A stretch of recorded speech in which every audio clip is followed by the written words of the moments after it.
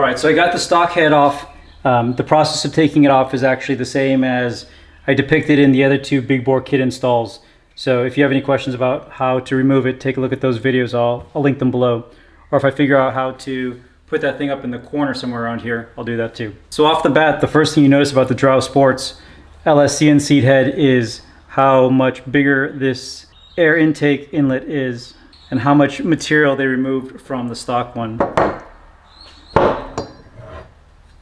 So I'll try to get it so that you can see inside, but it's a really nice CNC machine all the way down, side by side. The difference in the diameter of that hole is pretty significant.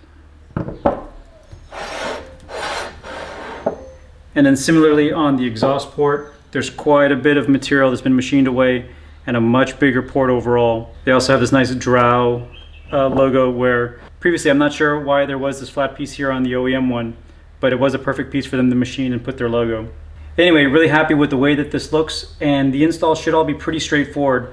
I do need to transfer the exhaust posts here, and then also move the tappets and the cam and the rest of those internals. The Drow Sports head did come with valves and springs installed. I believe it's a 27mm intake valve and a 21.5mm exhaust valve. And I think this is also the TB Parts logo that are on these pieces, but again, all the machining looks really good and excited to get this onto the bike. So before I start assembling things on the bike, I also wanted to show the differences in the throttle bodies. So you can see the Koso 34mm throttle body here on the right, and just how significantly larger the diameter of the throttle body is on the Koso as compared to the Keihin OEM. And then finally, the difference in the intake manifolds is almost amusing. I can barely get my thumb into the stock one. The Koso is much larger in diameter.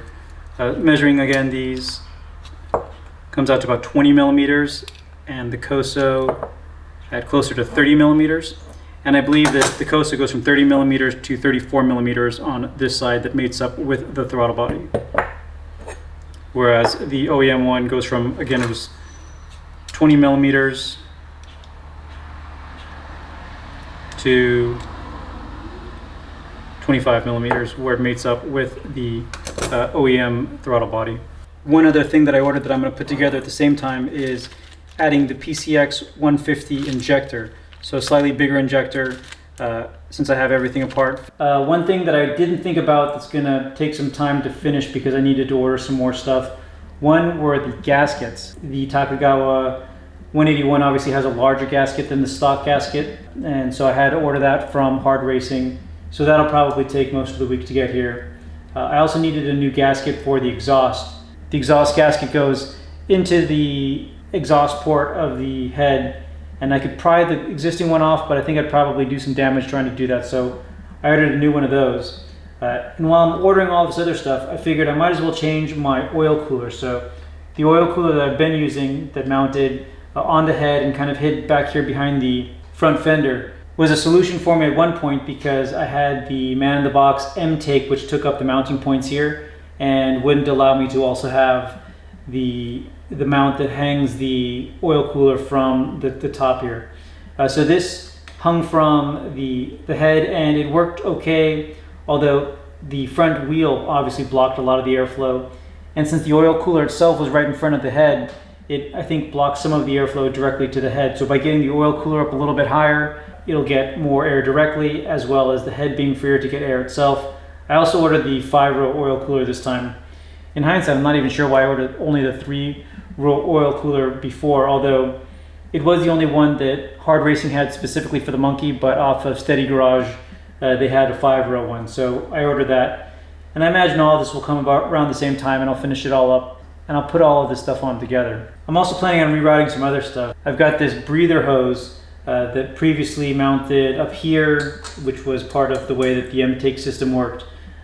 If I do keep this breather hose, and that is if I find an intake that doesn't allow the crankcase breather to go directly into the intake, I think I'm going to cut this hose down and mount it somewhere else because it takes up a lot of real estate. I think I could slip it back here somewhere and it'd be a lot neater and more tidy. But I have a feeling this bike is going to be here in pieces most of the week. So instead of reusing the narrowband sensor that comes with the stock head that I wasn't using anyway because I have the wideband sensor coming off the exhaust, I decided to make a plug for that hole so that I'm not having this sticking out with the sensor guard and everything else when I don't need it. So This is a 12 by 1.25 bolt that I've cut down to be about 15 millimeters in length. I'm also using the original crush washer that came off of the narrowband sensor. And not that it should make too much of a difference, but I also tried to file down the edge of the bolts to line up so that it's as smooth as possible when it's lined up here in the exhaust valve port. You can see now that it lines up really well with that hole so that, again, the exhaust flow isn't interrupted as it's coming out of the valve. All right, I got the new gaskets that I need to get the head back onto the engine. Hard Racing did a great job getting this to me really quick, so I appreciate that. At the same time, I also ordered a new torque wrench with a digital readout. This was something that I picked up from Harbor Freight. I think with the coupon it was about $120, $130. But previously I've had a 1/4 inch torque wrench which was the click type, and that one's pretty accurate. My bigger 1/2 inch torque wrench that I've been using works, but it's the click type and it seems pretty cheap. And I wanted something with a little more precision, particularly for doing things like tightening bolts on the head of the engine. So figured I'd get something just to have a little more accuracy.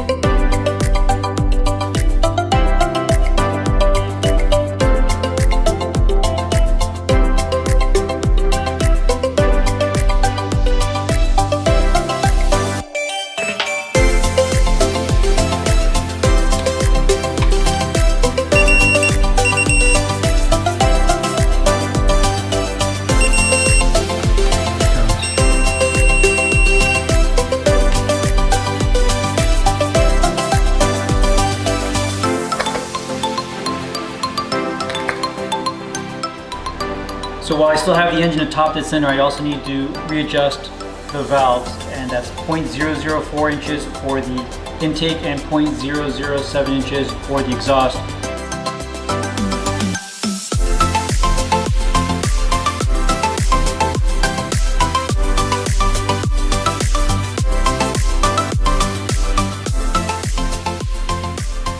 All right, so I've got everything back together and the sensors on. Also, something to be mindful of is that when you're putting the fuel injector back in, that the O-ring that comes with it needs to be swapped out for the O-ring that's included in the Koso kit. It's a wider grommet so that it puts the correct amount of tension and pressure onto the fuel injector.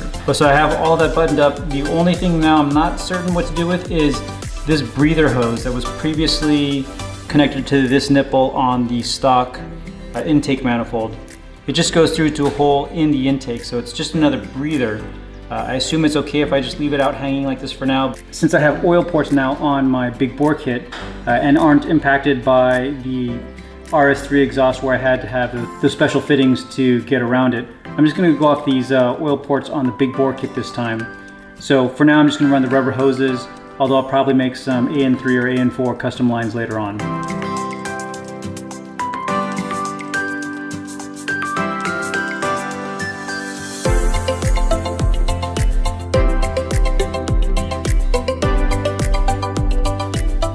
So the oil cooler kit is actually pretty neat. They know that if you're going to be installing this oil cooler that you've removed the factory air box.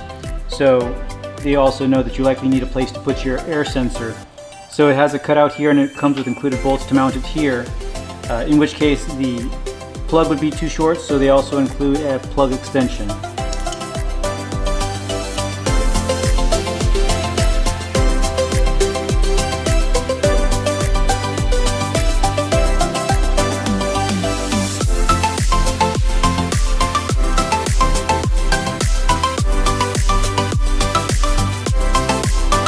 Alright, so I've got the new oil cooler in place.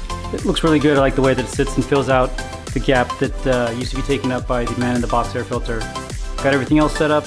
I'm currently doing a quick burn with a stock MSX 125 profile, since all the parameters are going to be different now that I've changed the air intake. So just another angle of the lines for the oil, and again I'm running it now off of the big bore kit instead of the Kitako clutch cover. I still got this just hanging around. I got to figure out what I'm going to do with it. This is the air breather hose. I'm probably going to mount it up somewhere back here, but I want to first get my air intake in because I have a feeling I'm going to have to move some other things, like the coil might have to come up, since if you look at the throttle body, it's directly in the way, so that may have to move just a bit. All right, and finally, the piece de resistance. Over the last couple of weeks, I've been emailing back and forth with David at Dingerbuilt, trying to find a suitable intake for the monkey with the mods that I have and the Koso 34mm throttle body. So with the tank raised about an inch or two, this one is just barely going to fit, but it's absolutely gorgeous. So this is their titanium intake with the gold finish. So in measuring it out and holding it against the throttle body, the fitment looks good. I think one thing that I'm going to need to do though is to cut off two of these rods that are holding the wires in specific positions. There should just be a couple of easy cuts to pull that off, and I can route the wires and zip tie them somewhere else.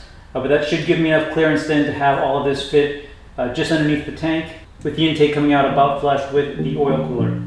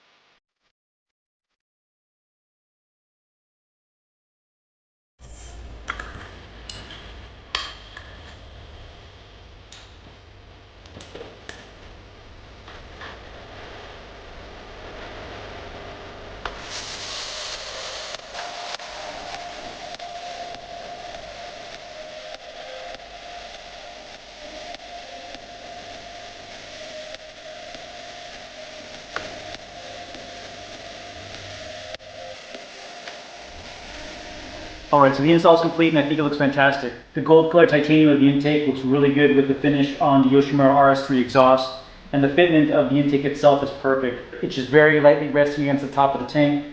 The throttle cables are just lightly touching on the right side, and the ignition coil is barely touching on the back. So perfect fit overall, and really happy with the way that it looks.